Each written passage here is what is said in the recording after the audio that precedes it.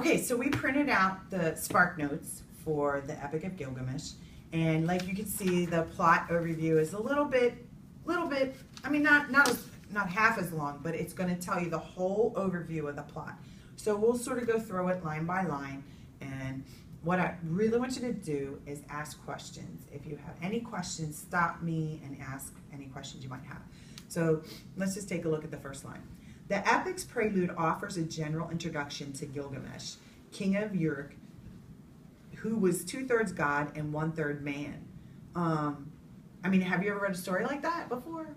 Not really. 2/3 god and 1/3 man. So kind of think about that. What would he look like?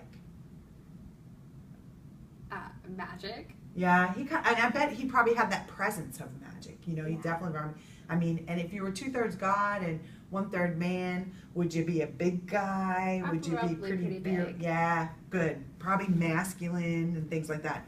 He built magnificent ziggurats. I don't know what that is. Okay, so that's really good. So watch what happens. Ziggurats or temple towers. Yeah, but that's all right because a lot of times we do that. We give up right away.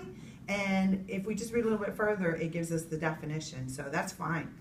So he built magnificent ziggurats or temple towers, surrounded his city with high walls, and laid out its orchards and fields. So again, I'm kind of seeing a big guy. He was physically beautiful, immensely strong, and very wise.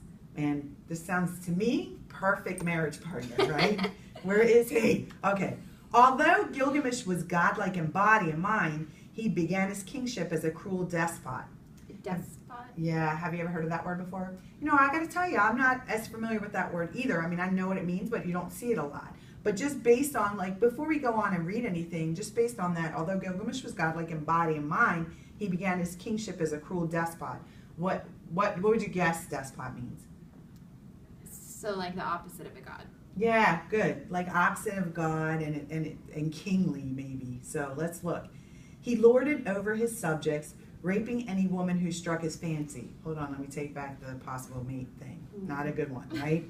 Yeah, so whether she was the wife of one of his warriors or the daughter of a nobleman. So now what kind of image are we getting this guy?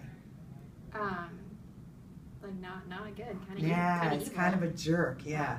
Or yeah, evil, because jerk isn't strong enough. You're right. He accomplished his building projects with forced labor. What would that mean? Forced labor. So would that be like a slave? Yeah, basically he made them so labor that he forced to do it. And his exhausted subjects groaned under his oppression. The gods heard his subjects' pleas and decided to keep Gilgamesh in check by creating a wild man named Enkidu. I'm going to think that's how you say the name. I'm not always positive. And know that a lot of times in these things you'll come across names you don't say right, but who cares? As long as you know it, that's fine. So we're back on Enkidu, who was as magnificent as Gilgamesh. Enkidu became Gilgamesh's great friend, and Gilgamesh's heart was shattered when Enkidu died of an illness inflicted by the gods. All right, so let's stop there because we kind of what sometimes I found people struggle with are the names. Mm-hmm. So, and even I do sometimes when a story I have has a lot of names or names I'm not familiar with. So let's take these cards and write Gilgamesh on one card and Enkidu on another card. Just write it on the card and then.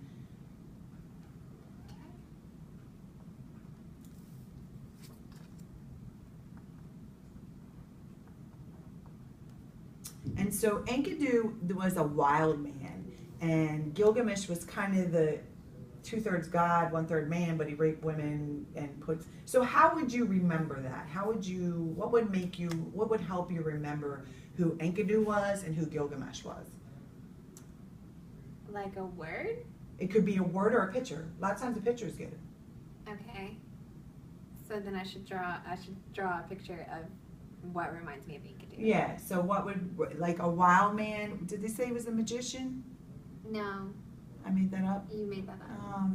Oh, magnificent. It starts with an M, sorry.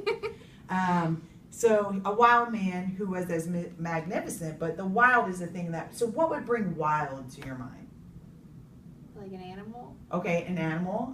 That's a great suggestion. I might think the type of thing I might do is just something like this, like a dude with crazy hair. Oh, like wild hair. Yeah. Yeah. So that would, I mean, and I probably would have that picture in my head, but every time I saw the word Enkidu, I would picture wild hair, and it would help me remember him.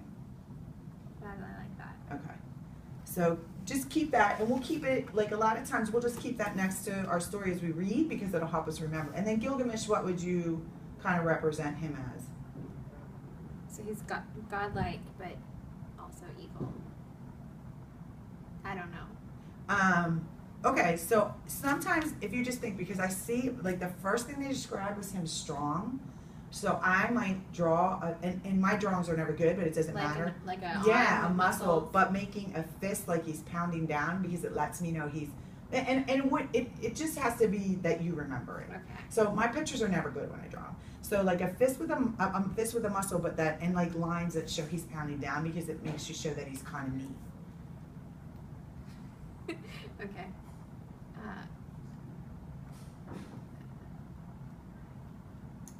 Perfect. So what you think, I mean, you think that's Yeah, gonna help you? yeah. Okay, so let's keep that.